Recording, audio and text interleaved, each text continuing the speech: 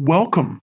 Today we'll solve a challenging derivative problem involving logarithms and exponentials. Let's find the derivative with respect to x of this expression. Let's solve this step by step. First, we can use the properties of logarithms to break this into a sum. The natural log of a product is equal to the sum of the natural logs. Next, we can simplify the first term since ln of e to the x is just x. For the second term, we can use the power property of logarithms.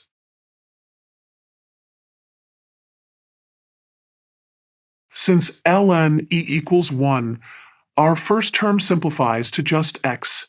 For the fraction inside the logarithm, we can use another property of logarithms to split it into a difference.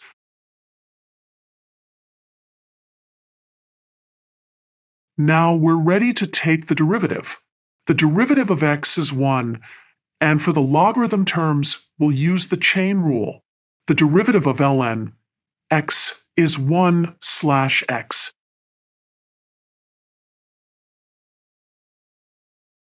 To combine these fractions, we'll find a common denominator.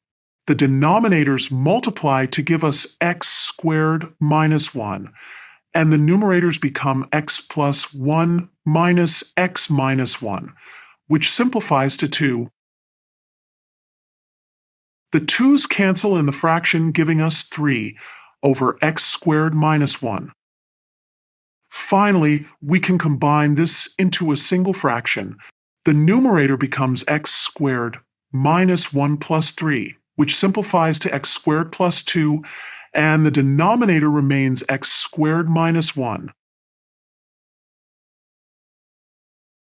Let's visualize this derivative function.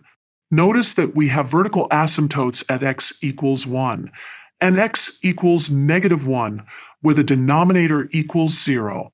And that completes our solution. We use properties of logarithms and differentiation rules to find and simplify this derivative. Thank you for watching.